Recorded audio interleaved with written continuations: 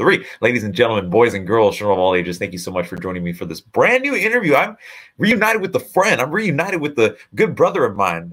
Started all the way from being a YouTuber and traveling all around the world. Well, kind of, aside with Miss WWE Fan 13 and all the friends over there. And then all of a sudden he made that transition from going there to being a part of this wrestling school over here in the Southern California area called Santinos Brothers and becoming one of the hottest, youngest prospects in California wrestling. Ladies and gentlemen, boys and girls, let me introduce you to the one and only, the body guy, Vinny Wasco. How are you, my friend? I'm doing well, man. Thanks for having me on. I'm excited. I've been looking forward to this since we set it up.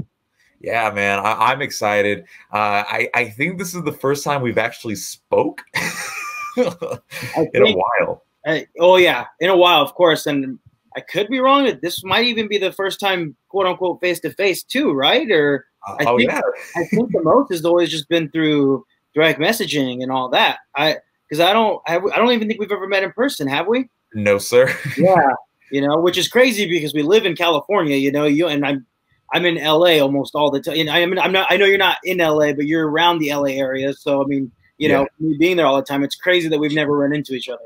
I know, but hey, now, due to current times, although, things are put to a halt, I mean, it gives you opportunities to, reconnect and, reunite, as they say, with, with others. So I always start these interviews off with a spitball or fireball question because I always like to set the mood in. You know what I mean? I could get a good vibe in. So the question I have for you is, what was the idea of dyeing your hair blonde? Honestly, I don't know. It was kind of just one of those things where I started doing it even before I debuted. I just went home one day and I was just like, you know what? I'm going to dye my hair blonde. And it was kind of like, it was one of those things where I was like, I'm just saying I'm going to do it. And then I went and I bought all the hair products to do it. And then I dyed my hair. And then I showed up to training, whatever it was, that basically the next time I went to training and everybody's like, you got to keep it, And having blonde hair is very high maintenance, especially having it very blonde, and after like that, I only had it the first time around like a month. And then I was like, this is too high maintenance. I'm going to cut it off. And then when I debuted, I was like, all right, I'm going to go back to the blonde. So I put it back on there. And again, like I said, it was very, very high maintenance. And it got to the point where my scalp was burning because I was doing it so often. And I did it myself. So, I mean, it was basically, I wasn't going to no salon and having experts do it to where they could probably protect my scalp. I'm not sure if there is a way to protect your scalp from, bleaching products. But, I mean, I was just doing it right here in my bathroom, putting it on the hair and just letting it sit. And it just got to the point where my head was just burning almost all the time. So I was like, I need to take a break from it, unfortunately. Hey, but you're a legend for actually doing it and doing it yourself. I mean, there's a lot of times where, just combing my own hair becomes a challenge sometimes. But And that was another thing too. Like I enjoy having shorter hair, and with the blonde because I was doing it. If I want, I'd have to do it more often, bleaching my hair if I wanted to have my hair short. Because every time I get a haircut, obviously my roots would start showing, so then I have to redo it. So I'd only get a haircut probably once a month, and I hate having long hair. And after a month, my hair gets so long and it's just bad, and I hated it. I hated having long hair, and I enjoyed the blonde. I just didn't like the long hair aspect of it. Yeah, well, sadly, currently now, especially in the California area, I mean, lots of salons are closed, and sometimes they reopen and close. I mean, I remember having my hair long without my barbershop being open for a good 3 months. Yeah, I think after they closed in March, and I think the last time I had a haircut was February-ish. And then by the end of April, I just couldn't take it anymore. So I shaved my whole head bald, But now it's growing back. It's getting long again. That's why I'm wearing a hat. It's too long to comb at this point. So that's why, thankfully, it's at that point where I can just throw a hat on and I can still manage it. But hopefully they open again within the next month, so I can go and get another haircut. Probably my 3rd haircut of the year, which is crazy to say for somebody who's used to getting 2 haircuts a month. I'm only on my 3rd haircut of the year, probably. Mm-hmm. Hey, I mean, you got to have a routine and you got to have just a little schedule that you always have. So speaking about Vinny Wasco. Whenever you think of Wasco, you think of course, Wasco, California. So I wanted you to talk about, before we get into your wrestling career, for those who don't know, Vinny Wasco was once upon a time a YouTuber and doing all these unboxings, going to WrestleMania 32 alongside Miss WWE Fan 13, and you know, traveling all of these places for wrestling shows. Can you talk about what inspired you to kind of start a YouTube channel? Yeah, so like you said, I'm from Wasco, and Wasco is a very, very small town. Our biggest shopping center is just a Walmart. We don't have a movie theater. We don't have an In-N-Out. We don't even have a hospital. You know what I mean? Our closest hospital is 15 minutes away. So we have one high school, you know, a few, like 3 or 4 elementary schools, very, very small. When you have a small town, chances of having people that are the same interest in you are either high or low. And with wrestling, it was a very low. There weren't a lot of wrestling fans growing up. I kind of got made fun of for being the guy that watched wrestling. I mean, like, I was the biggest wrestling fan. I still am today. I love pro wrestling, obviously. And it just got to the point where I didn't have really anybody to kind of talk to about pro wrestling. You know, my parents were you know, they didn't care. My brothers weren't fans. And then I go on YouTube and I saw all these guys, you know, making YouTube videos and, you know, meeting people from around the world, around the country. And I just thought, well, that'd be cool. You know, maybe I can give it a try. And I gave it a try, and I met a lot of cool people. And actually, I would probably say YouTube is the reason why I even went to Santino Brothers too. Oh, wow. See, of course, you got that YouTube inspiration, especially towards your wrestling career. So speaking about your wrestling career, of course, for those who don't know, this man right here was a part of Santinos Brothers, where he trained alongside the people such as Andy Brown, Matt Vandergriff. The names go on and on of how all the legends that this man has shared the ring with. So can you talk about what was that experience like stepping into that training facility? Yeah, so like I said, Santino Brothers actually wasn't wasn't the training school that I actually originally intended on going to. When I was in high school, I think there was like a few that I had set my mind onto. Storm Wrestling Academy in Calgary, run by Lance Storm. Create a Pro in New York, run by Brian Myers, aka Kurt Hawkins, and then Reality of Wrestling in Houston, run by Booker T. I forgot how basically the process of elimination came, but like Reality Wrestling was the one that like I had my heart set on that I was going to go to. Because actually originally when Knox Pro was going to be the one that I wanted to go to, which is I forgot where it was at or where it is in California. But when it came time for me to start training after I graduated high school, I think they were going through some issues and they closed, or they said they were closed or something like that. So they basically got tossed out, and that's how I kind of went about with all the other 3 schools. Long story short, I just couldn't afford to move to Houston. And like I said, accredited to YouTube, Lucas Riley also used to be a YouTuber like myself. He and I were friends. I knew he was a pro wrestler, and I messaged him and I said, hey, you're a pro wrestler, right? Where do you train at? You know, like what's the process? And he actually was the one that showed me Santino Brothers. And yeah, I remember I signed up in like June of 2017. And I think the first time I went there was July of that year. And I started training in September of that year. And I didn't really know what to expect walking in. I kind like, it was in my head, I think I kind of expected like a gym facility, kind of, you know, like a big gym, you know, lockers, showers, you know, something of that nature. But it's not what it is. You know, our trainer, Joey Chaos, you know, like he always says, you know, when, you know, you start in a warehouse in Bell Gardens, basically, and that's what it is. You know, we're pretty much just a warehouse. There's a ring right in the center. When it's hot, it is extremely hot. When it's cold, it's extremely cold. And I'm very grateful for, you know, attending Santino Brothers. I love it with all my heart, and I'm proud to say that I'm a Santino brother. Well, of course, especially since Santino's Brothers has created a lot of stars, you know, that are born and bred from there. You talk about, like I mentioned before, Andy Brown, even a broadcasting perspective over some ring announcers and some interviewers as well. One of them, come of which of Alyssa Marino, who I actually got to interview as well, who was a part of Santino's Brothers. So, you know, just hearing the people that have came out of there and that have gone on to bigger and better things with all these promotions, especially in the Southern California area, has been absolutely mind-blowing. Oh yeah, it really is. It just shows that the people that come to Santino Brothers and our trainers, you know what I mean? It's that you put in the work, you know, and that's one of the mottos that we have that hanging up there in the dojo, and it's put in the work. You know, we live and breathe by that. You know what I mean? Yeah, absolutely. So one thing that I'm really interested in knowing as well is the nickname, the Body Guy. Now, was that always your number one nickname that you've always wanted to go by in professional wrestling, or was it something that was like, you know what, people keep calling me the Body Guy? I think I'm gonna go with it. So originally, no.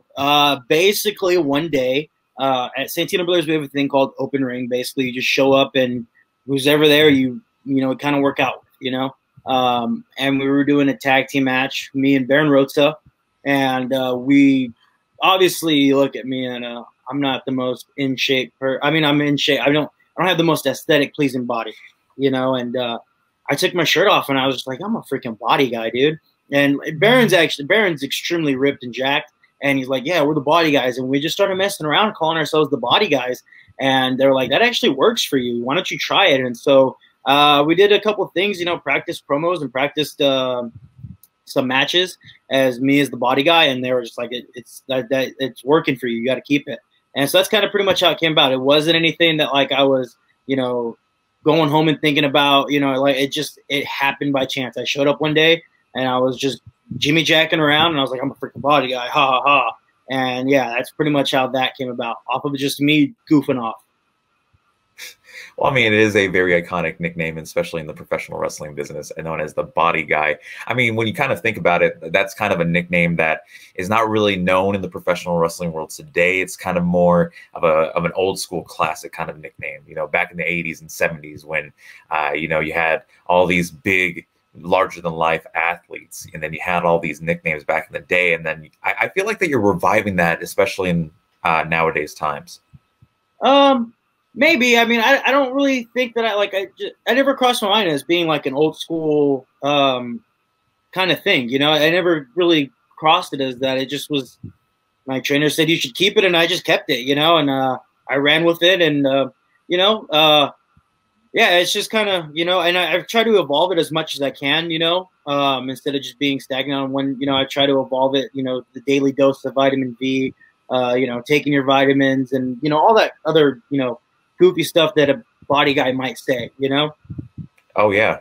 So speaking about not only from the Body Guy's perspective, but from the Wasco perspective, I mean, you're representing a small city in California, which is Wasco, California, which, like you mentioned earlier in this interview, is that there wasn't a lot of people that had the same interest as you. And it was kind of one of those things where it just kind of grew and grew over time. And then that's when you met other people. And that's when you met, you know, the same people that had the same passions as you. So can you talk about representing a small city like Wasco in the wrestling ring? Yeah. I mean, I'm very proud to be from Wasco. I mean, I think anybody who knows me, whether being in professional wrestling or just my personal life, they know how much I'm proud to be from Wasco. I mean, you know, I went to high school. I've lived here my whole life. You know, I grew up here, went to high school here, and I'm proud to be from Wasco. And I think it's really hard for me to put into words on what it means to be in Wasco. I mean, I take great offense when people make jokes, or, you know, I mean, to an extent, you know, like but when people are serious about, like, you know, talking bad about my hometown, I kind of do take offense to it, because I don't think if it wasn't for the people that were involved in my life growing up here in this town, I wouldn't be where I'm at today. So that's why sometimes I do take a little offense when people are very serious and malicious towards making bad remarks about Wasco, because there are unfortunately people who live in Wasco who don't like Wasco, and it baffles my mind, you know, like, just I don't see how. But I understand people. There's unhappy people in this world. You can't make everybody happy. But, you know, I'm very proud to be from Wasco. I'm very proud to wear it on my back, you know, my sleeve, you know, on my heart, wherever you want to say I wear it. I'm proud to wear it, you know? Well, that's awesome, especially having that representation of your hometown, especially in a worldwide platform known as professional wrestling. And speaking about professional wrestling, it's been a passion of yours ever since you were born and ever since you were little. So can you talk about, because I know that you traveled to WrestleMania 32 in Dallas, Texas back in 2016. So can you talk about how special it was to, you know, live that passion for professional wrestling for so long? Like, about being like in Dallas, or just in general? Just in general.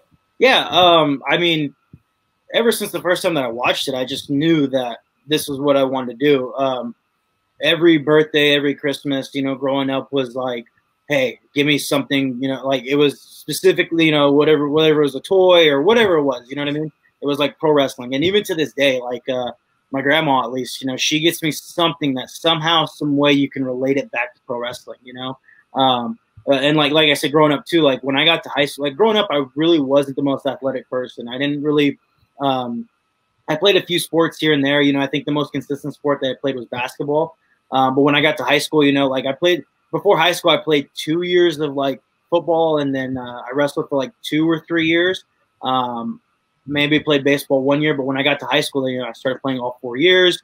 Football, at least, I wrestled my junior and senior year, and then I swam all 4 years. And I think the reason why I stuck with it was for, you know, the entire, basically from really never playing and then going into high school and playing my whole high school career in those sports was because I knew that, hey, in 4 years, you're going to start training to be a pro wrestler. You need to start, you know, being more serious about working out and being more serious about getting hurt, I guess, in a way. You know, I mean, I'm not saying that I want to get hurt, but I mean, you know, playing football, wrestling, you're going to get hurt, you know, and then same thing with pro wrestling. You're probably going to get hurt. So it was more of just kind of start training the mind and the body for that in a way, you know, if that makes sense. Yeah. I mean, of course, when it comes to professional wrestling, you always have to have this mindset and this passion, knowing that this is an art. It's a sport. It's, you know, just like any other sport or art, you know, there are always going to be downsides. There's always going to be injuries. There's always going to be all these setbacks. But at the end of the day, as long as you have your heart set on this passion and this art, then you're golden. Oh, yeah. And for me, too, it was a thing. Like, I mean, I don't think I ever lifted weights before high school. And when I was in high school, my football coach, like that, we lived and died in the weight room. You know what I mean? Like it was 0 period every day. You know, like if our football season ended, you know, whatever Friday that was, whether we won or we lost, hey, football season's over. Guess what? Monday morning, we're back in the weight room getting ready for next season. You know what I mean? And that was the thing too, is like, well, hey, pro wrestlers supposed to be strong and big. You know, I don't lift weights. I need to start lifting weights. So, you know, he kind of taught me certain aspects of working out. You know what I mean? Of course, you can only go so far in the weight room in high school when you have limited workouts, but when you have a set workout program for a specific plan, you know. So if you know, playing football introduced me to the weight room, so that was a big plus for me too. Well, that's awesome, especially like you mentioned before about having that foundation of, you know, working out early. 0 period. I remember 0 period back in high school too, man. It was not the best. Oh, But obviously, you know, it born and bred you into what was to come later on when it comes to your career. So, you know, and also speaking about your career, you've also shared the ring with a lot of legends in the professional wrestling business, you know, whether that was sparring, training, or, you know, being in front of a live audience over at the Santino Brothers Wrestling Academy. So can you talk about that first time that you were in front of an audience? Was it nerve-wracking, or was it like, I'm the body guy, I got this? So do you want the first time, like the actual first time in a pro wrestling ring in front of an audience, or as Vinny Wasco? Let's do as just in general, because I'm actually interested.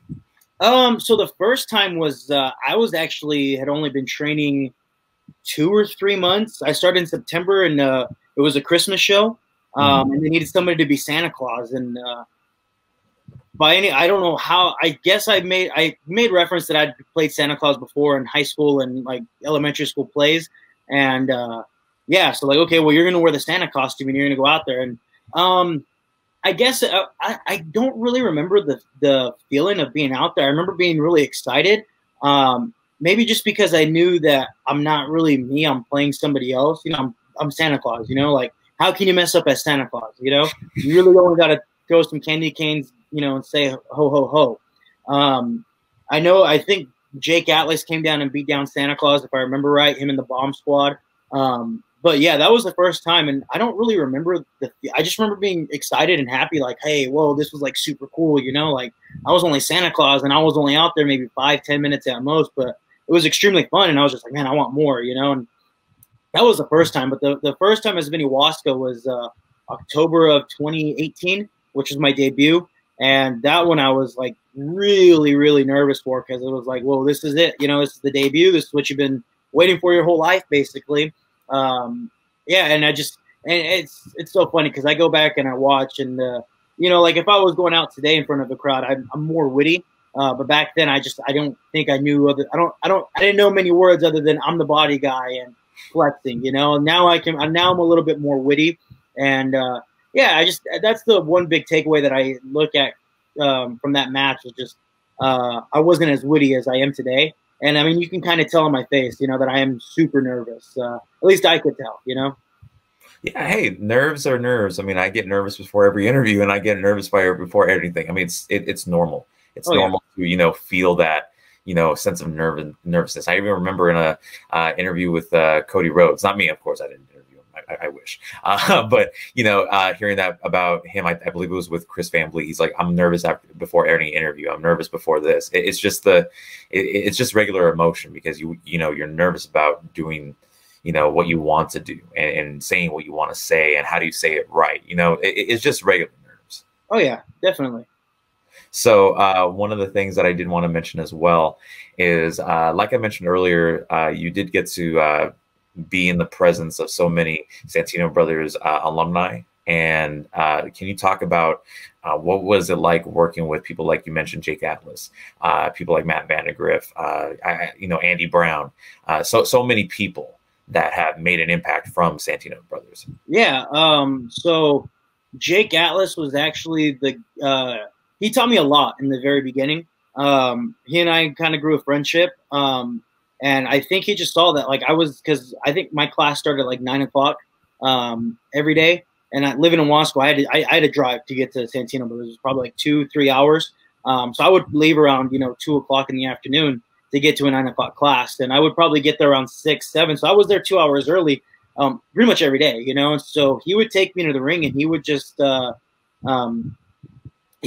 know, teach me a lot, the basic fundamentals, you know, small things that a lot of people don't really pay attention to or probably don't think of. You know, he would help me crack down on those things and fix them, you know, because it's, you know, you always want to fix the small things. And I'm very thankful for that because, like I said, it was the small things that Jake, you know, kind of taught me. Jake was probably the one that was there the most in my initial training. Like Matt and I didn't really get close until after I made my debut. He might have been there once or twice during my training, but I can't really remember off the top of my head. And Andy Brown as well. I didn't really know Andy until after I made my debut. Me and him have actually never done anything inside of a ring. Everything that we've done has been inside of a car, you know, and they always say that the best lessons are on the road, you know. Andy and I just sit, whether we drive to Las Vegas, San Diego, or wherever the case may be, you know, me and Andy will sit there and just talk, you know. We have a whole trip there and a whole trip back. You know, Tyler Bateman was a big one who was more of the advanced teacher, you know, when you get to the advanced levels of your curriculum. So he was very grateful. It was Tyler Bateman. I mean, he's just incredible. I mean, anything he does, he does it with purpose, you know. So having him teach you, that was just, you know, we have Santino's just, it's like you're in a candy shop, you know what I mean? You get to choose, you pick and choose like who you want to like learn from, and everybody's so willing to help, you know. So it's just hard to like, and especially like I said, with so many people there, it's hard to remember what everybody has taught you, because I'm sure I've heard everything, you know, the same, you know, I've heard it multiple times, you know, and it's just there's a lot of people to learn from, and I'm very grateful that I've been able to learn from everybody that I have, you know. Yeah, that's awesome, especially getting that knowledge and getting that mentorship and getting that knowledge when you know, when you need it. You know, when you talk about Jake Atlas giving you those extra points and getting those, you know, that extra assistance, because a lot of people, especially you know, especially nowadays, even before this pandemic had hit, you know, it's something that's like, you know, people really don't ask for the extra help. And it's nice and great to get that extra assistance and that staff that's like, you know what, if you're struggling with a bump, you're struggling with one move, you're struggling with, you know, trying to keep your breath while you're running the ropes or whatever the case may be, it's awesome to always get that extra hand and really get that extra help. Oh, yeah, most definitely. And yeah, the cool thing about Santinos, too, is that, you know, we have such a wide variety of alumni from, you know, people that are excel in lucha or excel in mat-based wrestling or whatever the case may be. You know what I mean? And guys who've been wrestling, 1 year, 2 year, 3 years, all the way up till 10, 15, 20 years. So like I said, you have that variety of people to just go and talk to, and if you don't take advantage of it, I don't see why, or I don't see why people won't take it. Why you wouldn't want to take advantage of that? Yeah, absolutely. So, Vinny, one of the real interesting things that I wanted to ask as well is, of course, you've had, your career as Vinny Wasco, and, going in front of an audience and doing what you do best, and that's, being a professional wrestler and showcasing your passion for professional wrestling. But one of the things that, like I mentioned before earlier about the YouTube thing, is that a lot of people didn't know was that you actually went to Dallas, Texas, which was, I believe that was your second or first WrestleMania for WrestleMania 32. So can you talk about because I believe that was a really special WrestleMania for you, because it was kind of, for, that WrestleMania feel, and you got to go to WrestleMania Access, and then you got to, meet all these people that went to WrestleMania 32. So can you talk about like that WrestleMania experience? Yeah. I mean, like I said, I've always grown up as a wrestling fan, of course. For any wrestling fan, WrestleMania is probably the, pinnacle of a show. And especially with today, how WrestleMania is like a week-long spectacular, kind of an event. Whether it be with WWE putting on shows or Ring of Honor, whoever decides to put on shows. GCW now I know it does a few shows. Impact, you have WrestleCon who does their own shows. So I mean, those are just the ones off the top of my head that I can remember. There's obviously many, many, many, many more shows that are put on. I think for Tampa, I think there was something like over 100 shows, pro wrestling shows scheduled for that whole week. And this was, I think 2016, around that time, was probably when like indie wrestling was, in my opinion, probably was getting that like mainstream attention. It was it probably started in 2014, then 2015, and then like 16, I think, is when it finally kind of, in my opinion, I could be wrong, but that's probably when indie wrestling, was, at least for me, because growing up, I didn't really have access to a lot of indie wrestling. So it wasn't until I got older, when it kind of became more mainstream, that I was like, oh, okay, now I'm kind of seeing who these guys are that are not signed with WWE or Impact. They might have been TNA at the time. So being there was just cool, man. Like I said, I was lucky enough to go to one WrestleMania when I was 6, when they were here in LA for WrestleMania 21. My parents somehow got tickets for me and my brother, so we got to go to that. But wanting to go to WrestleMania that you can remember is probably a lot cooler, because I vaguely remember being at the one in Los Angeles. I mean, like I said, I was in first grade, 6 years old, so it's a little difficult to remember, every little thing that happened. So being in Dallas, as I think I was 16, 17, it was just a lot cooler. I remember the trip a little bit more, than I did when I was 6. And like you said, going and meeting, the guys that I watch on TV was always super cool. Just asking advice from them to be an aspiring pro wrestler, it was just, I lived and breathed pro wrestling growing up, and I still do. It's just, I'm always doing something related to pro wrestling, whether it's watching it, reading something, or in my head, so it was just another thing, just to fuel the fire, basically. Well, awesome, especially with an experience like WrestleMania. I mean, it's true that still to this day, I have not attended a WrestleMania, but hopefully that was supposed to be next year, which was 37. But then now there's rumors saying that it's going to be back in Florida, because Florida is owed that, which they are. But hopefully once this all, subsides, then hopefully we get that WrestleMania back in Los Angeles. Yeah, that'd be very good for the SoCal scene to, have a WrestleMania now that, like I said, indie wrestling's more mainstream, so with Southern California, with the amount of talent that SoCal has, it'd be incredible for guys that, just a lot of my friends that I would hope they get a big opportunity during that weekend, Of course. Now, Vinny, I want to thank you for being a part of this interview, but I have a final question for you that, I want to close this interview out, and that is, what has pro wrestling meant to you as a wrestler and as a person? I mean, as a wrestler, it's just, I think as a wrestler and a person, it's just allowed me to live my dream. You know what I mean?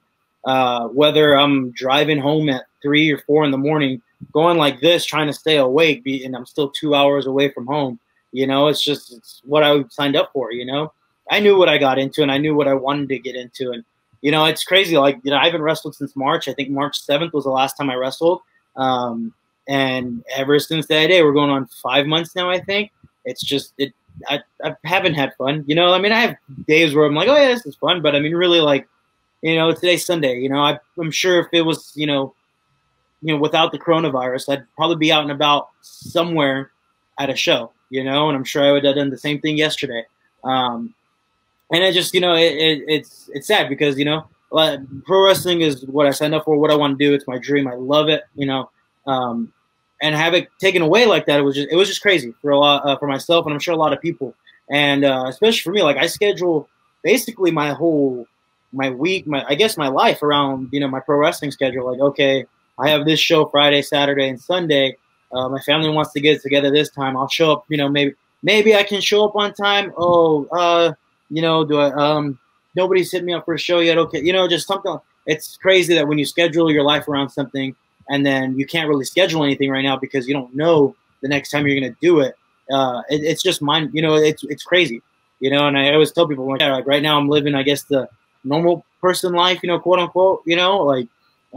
Because I can take a text like, hey, what are you doing? Like, come hang out, you know, like before I can take that, you know, like I always like, oh, I'm in Arizona today, man. Sorry. You know, like it's just, or, hey, I got to get in the car and drive to Vegas today, you know, but, you know, obviously people can't hang out right now, but I'm just, you know, it's one of those things that now I can take a text like that. But unfortunately, that reason I can't even do it because nobody can hang out and be around people, you know, social distancing.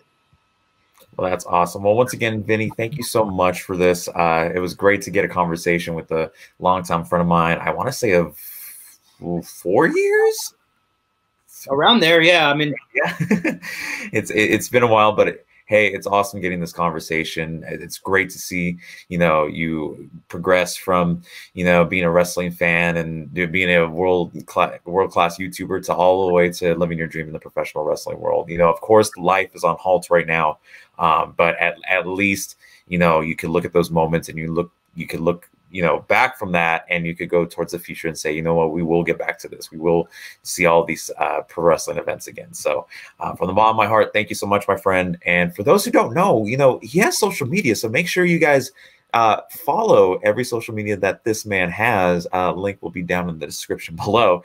And of course, I believe your YouTube channel is still up, correct? Yes, it's up. I haven't uploaded it since March, I think, but I'm working on some new things. So my creativity kind of spiraled down, you know, usually I get really creative when I'm driving, you know, so of course, when I don't have long drives to do anymore, it takes away a lot of my creativity, and a lot of my creativity involved having people with me in person filming it. So now I'm trying to figure out how I can do things through, you know, the parameters of electronics such as StreamYard, Zoom, Skype, you know, so I'm working on it. It's taking some time, but, you know, eventually I'll get there.